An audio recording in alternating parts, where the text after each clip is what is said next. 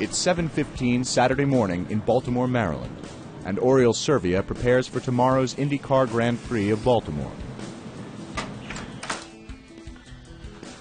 Wow, good morning. You guys were not kidding. They would wake me up, huh? Come in. Hey. Oriol's morning routine includes vitamins and his first of many cups of coffee throughout the day. The truth is, I really look forward to the coffee every morning. I'm kind of like, have a little addiction with coffee. The son of a two-time Spanish rally champion, Oriol was raised with racing. After coming to the U.S. in 1998, he captured the Indy Lights title a season later, and 12 years on, Oriol remains one of IndyCar's most competitive and now most experienced drivers. This year, in learning the car, it's been great to have a veteran like Oriol. I mean, he has an engineering degree, so his strength technically is impressive. I ended up studying mechanical engineering because it's obviously the closest thing to racing, and I think it helps me describe what the car does in a way that may give us a shortcut a little bit to the solution. He's got a great ability to weigh out risk and return. So, come race day, he knows what he's got. By 8 o'clock, Oriol arrives at the paddock housed inside the Baltimore Convention Center and greets his crew. What's happening here? Hey! Hey, buddy. Good morning. Rain starting in 30 minutes. No. Yes. Great. For the whole hour. Are you serious? Has a heart attack. This is not good news, as the team made many changes to the car overnight after struggling in both sessions the day before. We had a strange Friday. Instead of 2-hour sessions, we only had half an hour. The light rail tracks across Pratt Street are presenting a larger obstacle than anticipated. Sometimes when you go to a street race, you have to face challenges that you're not used to. And these cars are rocket ships on wheels, but for sure they're not designed to go over railroads tracks. Officials began by grinding the surface, but decided more was needed and built a chicane intended to slow the cars. Oriol is briefed on the car adjustments by soft-spoken Frenchman and race engineer Yves Touron. I raced the car also, so quite a bit actually. I had like 3 French engineers since I've been in the States in 3 different seasons, and before I came to race to the States, I raced 5 years in France. So I do A, speak French, but B, also I'm used to the accent. So if it's wet, Do we change anything? the rain tires.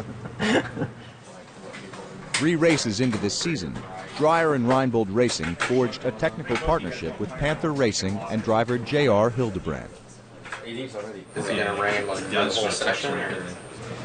Yeah, it's possible. Could be a wet session. Great. Okay. I don't think it's going to dry up enough in this session to go to the split. So, Oriol, in a situation like this, you got to dial that Chevy power back a little bit, right? Yeah, but honestly, drivability is good.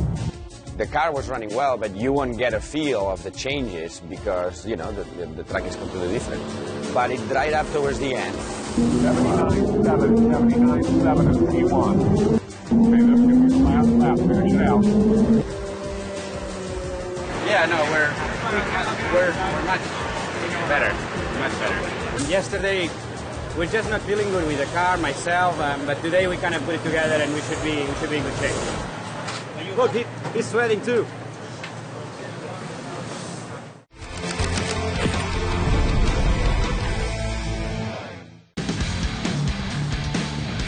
IndyCar 36 is brought to you by Firestone, the first name in Indy racing.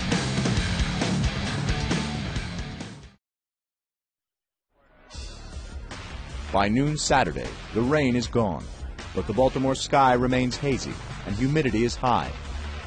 Qualifying is next, and Oriol appears at ease. Qualifying for me is one of the most fun parts of the weekend. It's a challenge, you against the clock. How fast can I go? How late can I brake?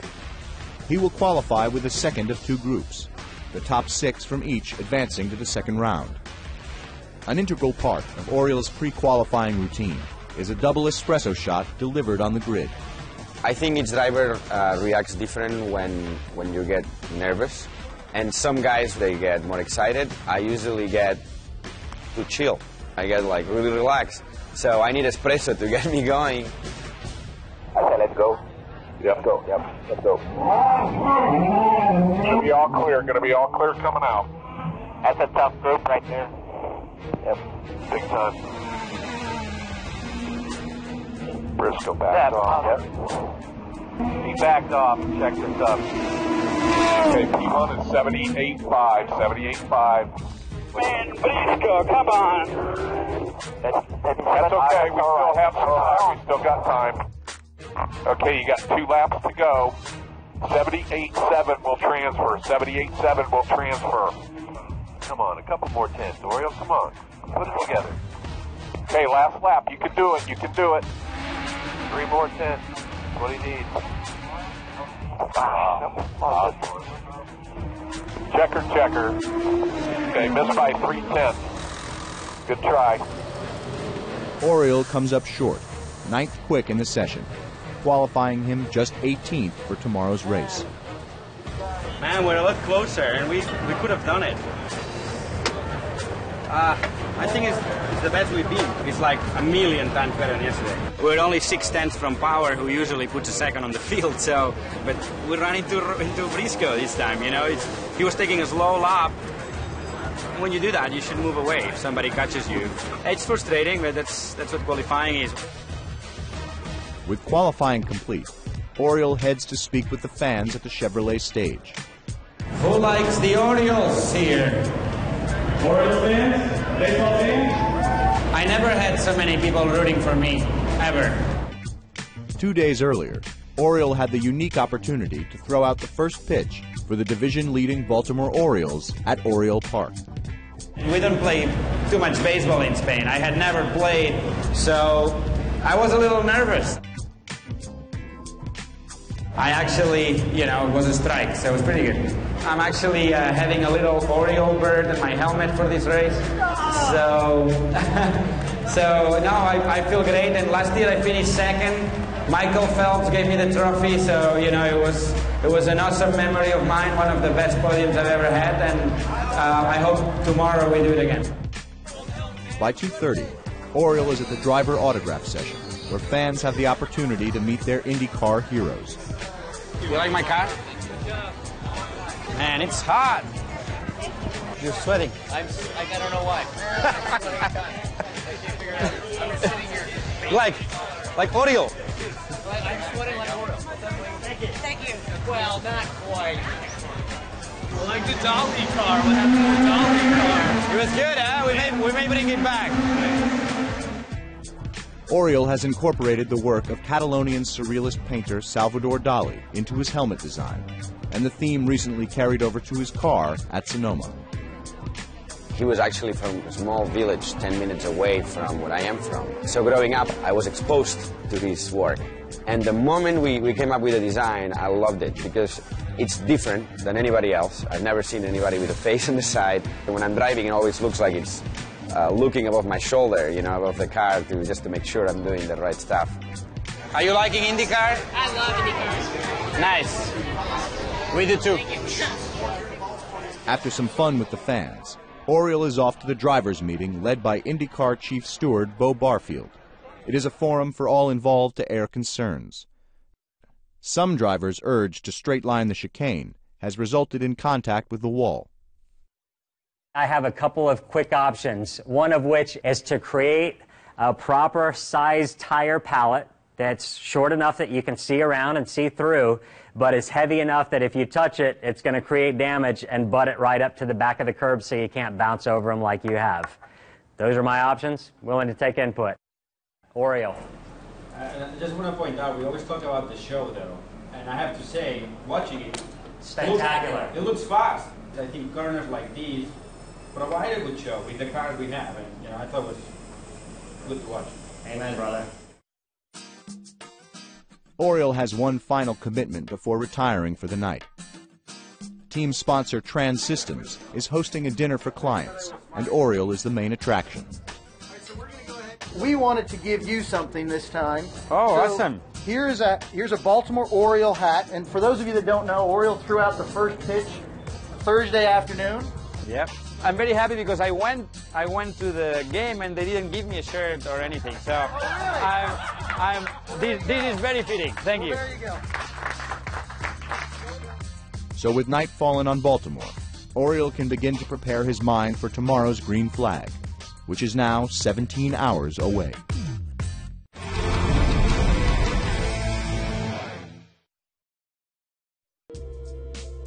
It's 8 o'clock Sunday morning, race day. Of first priority on this morning for Oriole is a phone call to his parents back home in Spain, a practice that has become race day routine. Oriol. Hola, què tal? Com esteu? Hola. Hola, què tal? Esteu dinant? Hola. No, veient la carrera de Fórmula 1. Ah, molt bé, molt bé. They're watching the F1 race right now. We do have our own language, Catalan. Comes straight from Latin. It's not even a dialect from Spanish. They'll see the warm-up through online, and then they actually show the races live in Spain. So they'll be able to see them from home. So that's why they haven't come this year once, because they can see it from the sofa from home. They always have something good to tell me that makes me better the next day, the next race. Vinga, adeu, adeu. Una abraçada, parlem després. Adeu. They're just great to know they're there for me. By 9:45, the car, the crew, and Oriole are on pit lane, preparing for the morning warm-up session. This is the last chance to fine-tune the car before the race starts scheduled for 2:40 this afternoon. Clear, clear.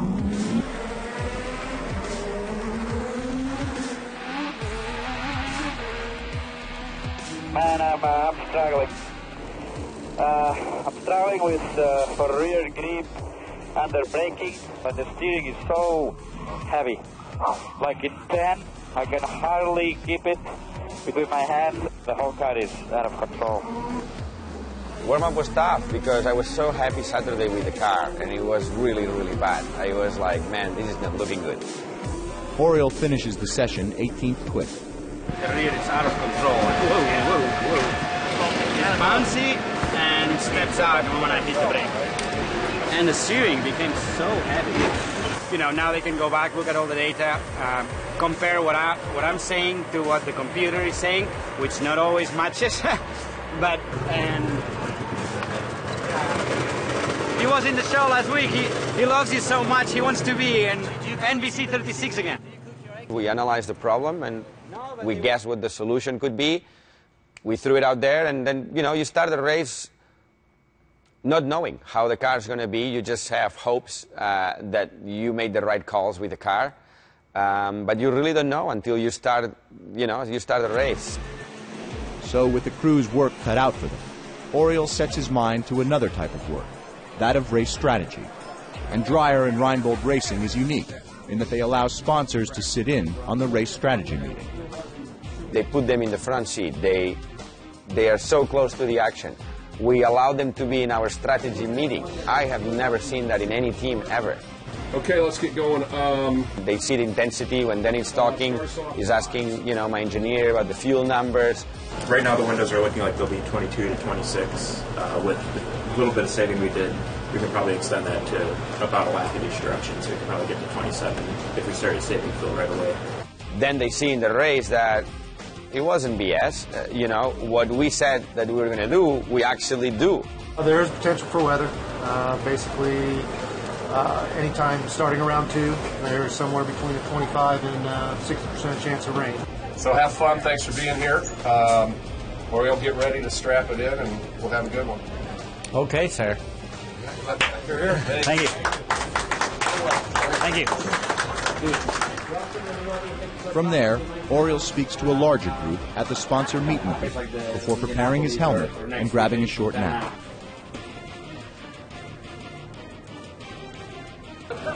By 2 o'clock, the car is brought to the grid. And what better than a cup of coffee to wake up for the driver introductions?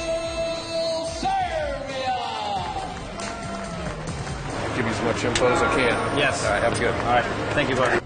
Before the start of the race, I always have a couple of words with the sponsors that are there, and the moment I put my helmet on and get in again, I'm back on my game. You feel the tension. You feel the tension of the other drivers around you. The start of the race, it's always very intense. We will go side by side. The green flag is out as only about the first 5 rows get side by side. By lap 17, Oriol has steadily worked his way up to 12th. The forecasted rain has arrived, but is light and appears temporary. This rain that we're getting looks like an isolated cloud right over us. It's not coming down too hard. Hey, Tracy Bart, let's get ready with the rain tires just in case. I got to stop saying it's going away because that got worse again. On board with Oriol Servia, and he makes the contact with Charlie Kimball, and it spits Ilio out to the outside. Oh, we hit. He just broke the nose. Got the nose ready. Marco Andretti has slapped the tire barrier. We're yellow. Oriol, we're going to pit now. We're going to pit now. We're coming. Everybody's coming for wet. Everybody's coming for wet. I guarantee you. Guys, let's go wet. Let's go wet. Oriol, talk to me. Do we need wets right now?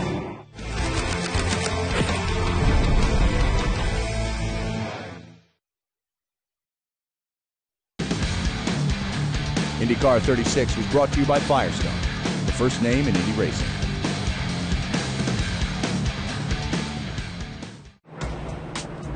Oriol, we're going to pit now. We're going to pit now. It was the moment to decide if we're going on wet tires or not. And there was only half of the track that was really wet, and the other half was dry. Oriol, talk to me. Do we need wets right now? I don't know. I think it's stopping. Right here. 3, 2, 1. We got to do a nose change, Oriol. We got to do a nose change. We're giving you wet tires right now. Go, go, go, go, go. Go, go, go, go, go. Clear, clear. Damn it. We need it to rain like hell now. And it was the wrong choice because 2 laps later it stopped raining and it dried up very quickly, and the people that stayed on dry tires just passed me like I was standing still. Those tires aren't working. No. 10-4. Yeah, let's pit this time. Pit, pit. Okay, square it up. You're clear all the way in. Square it up. Right here. Go, go, go. Clear, clear. Good job on your lap time. Good job. Keep digging. We've got some guys coming through the pits. We got a lot of different strategies. We can get some positions right now. When we put the dry tires, I went out and the car felt great, and I could feel, I knew I was doing some fast laps there. With numerous strategies among the field, Oriol fights from dead last after the pit stop to second position by lap 53. Oriol, you're doing good. You're P2. Keep making lap time, buddy. Lap time. Use the push. Use your push to pass. Last lap was the fastest one so far. Can't do much better than that. Oriol's third and final pit stop comes on lap 56. Fresh Firestone sticker reds and a full tank of fuel will take him to the finish, while the leaders will need the help of a caution period to stretch their fuel to the end.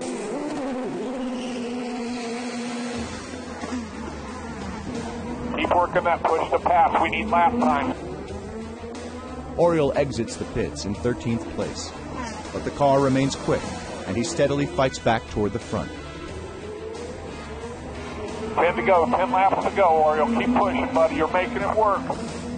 There you go. Good job. We're P10. We've got a lot more positions we can gain. Keep working it.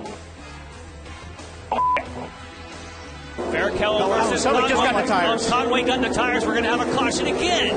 Oh, my. Yellow, yellow, yellow.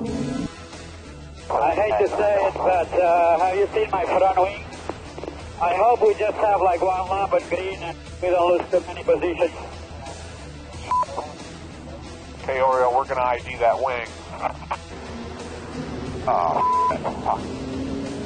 that's bad. Okay, but we're going to try to make it. Without the wing, you wouldn't believe how much the car changes, and it wouldn't turn. With just 2 laps remaining, the race goes green, and Oriol fights to defend his hard-earned 7th position. I was able to pass Will on the inside, and I thought, wow, I'm actually moving forward without a wing. But you know, it's hard to keep willpower behind you even when you have your best car out there. Ryan Hunter-Reay has pulled off a huge win on the streets of Baltimore. Wait for Fontana for that win. We know we're good in the 500-mile races. Let's go do it next week, 15 days. You bet. Good job today. Way to hang with it. Way to finish it out with that deal, too. Nobody knew what was going to happen. It was Vegas style, you know, half of the field stayed on dry tires, half changed to wet. So I guess there from last to 7th was good. And, you know, that last yellow saved 2 or 3 guys there at the end that should have stopped for fuel, but they just made it. Briscoe ran out right after the checkered. So, you know, it could have been top 3, top 4, and we'll take 7. From where we started, after breaking 2 wings and rain and no rain and all that, you know, I thought it was a great result. So a solid result for a veteran driver and team who in their first season together have realized success that is breeding optimism for even greater success in the future.